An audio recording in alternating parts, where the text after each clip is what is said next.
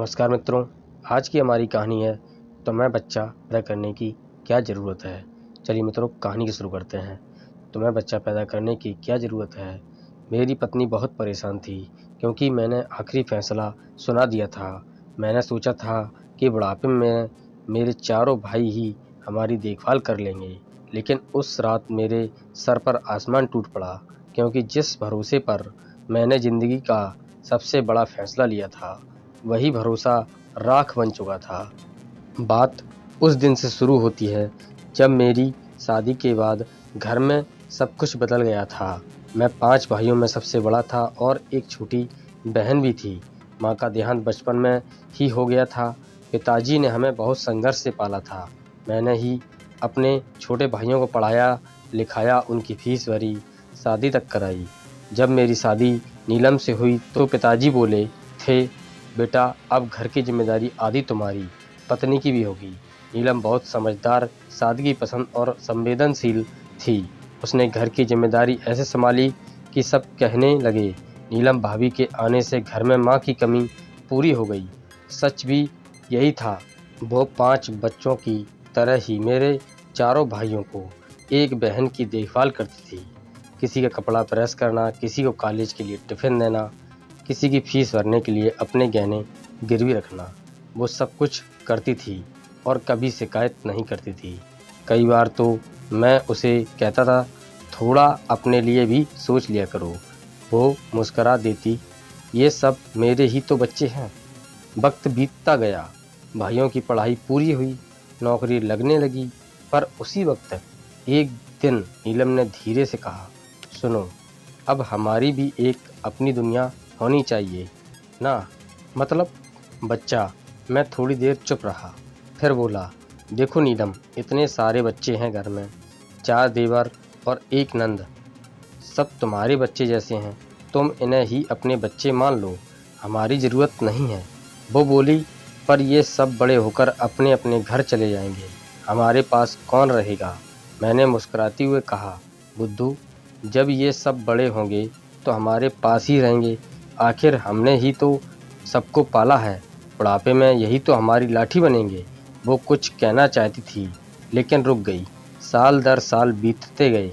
मैंने भाइयों की शादियां करवाईं, बहन का भी अच्छा रिश्ता किया, पिताजी भी चले गए। घर अब खाली लगने लगा। सबने धीरे धीरे अपने परिवार बसा लिए। शुरुआत में सब आते जाते रहे, पर कुछ समय बाद आने जाने का सिलसिला भी कम होता गया। नीलम अक्सर खिड़की से बाहर देखती रहती थी। क्या सोच रही हो, पूछता तो कहती कुछ नहीं, बस यूं ही। लेकिन मैं समझता था उसके दिल में एक खालीपन है। वो माँ बनना चाहती थी और मैंने ही उसे रोक दिया था। फिर एक दिन बड़ी खुशी की खबर आई, सबसे छोटे भाई का बेटा हुआ। पूरे परिवार ने जश्न मनाया। मैं और नीलम भी गए। नीलम ने उस बच्चे को गोद में लिया।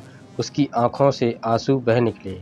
उसने बच्चे के माथे को चूमते हुए कहा, काश हमारे भी एक होता। मैं उसके पास जाकर बोला, अब भी चाहो तो, लेकिन उसने मेरा हाथ रोक दिया। नहीं, अब देर हो चुकी है। वक्त ने करवट ली। भाइयों के अपने घर, अपनी दुनिया, अपनी प्राथमिकताएं बन गईं। बहन अपने ससुराल में थी। फ़ोन पर बात होती तो कहती, भैया कभी हमारे यहाँ भी आ जाओ। मैं सोचता, इतने साल जिनके लिए दिन रात कटता रहा, आज वही एक फ़ोन तक नहीं करते। एक बार मैं बीमार पड़ा। बुखार इतना तेज़ था कि नीलम ने चारों भाइयों को फ़ोन किया। सबने कहा, भाभी ऑफिस में बहुत काम है, 2 दिन बाद आते हैं। नीलम रात भर मेरे सिर पर पट्टी रखती रही, डॉक्टर के पास खुद ले गई। मैं कमज़ोर हो चुका था। उस वक्त नीलम ने धीरे से कहा, देखा, जिनके लिए तुम मुझे माँ बनने से रोका था, आज किसी के पास वक्त नहीं है। मेरी आंखें भर आईं। नीलम, मैं गलत था, बहुत गलत। उस दिन के बाद घर का सन्नाटा बढ़ गया। त्योहार आते तो दूसरे घरों से ढोलक, मिठाई और बच्चों की हंसी सुनाई देती, लेकिन हमारे घर में बस नीलम की खामोशी सांसें गूंजती। उसने अपने हाथों से पाले हर देवर को फ़ोन किया, भैया बीमार हैं, अगर मिल सको तो आ जाओ। किसी ने कहा, भाभी बच्चे की परीक्षा है, किसी ने कहा ऑफिस की मीटिंग है।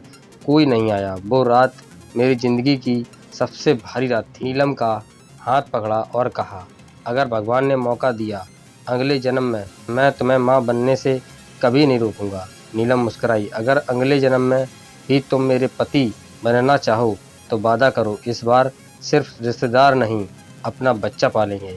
समय बीता। एक सुबह मैं नींद से उठा। नीलम शांत पड़ी थी।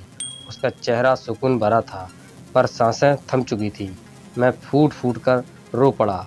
उसके अंतिम संस्कार में मेरे चारों भाई आए, सिर झुकाए खड़े रहे। मैंने कहा, नीलम के लिए इतना तो करो, उसकी अस्थियां वहीं विसर्जित कर दो जहां वो हमेशा जाना चाहती थी। सबने कहा, भैया अब हमें निकलना होगा, बच्चे स्कूल जा रहे हैं। मैंने अकेले ही अपनी पत्नी की अस्थियां प्रवाहित की।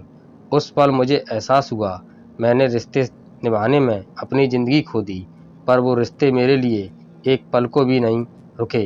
अब इस घर की दीवारें नीलम की तस्वीरों से भरी हैं। रोज़ सुबह मैं उसकी फ़ोटो से कहता हूँ, तुम सही हो नीलम, अपना बच्चा होता तो शायद ये सन्नाटा ना होता।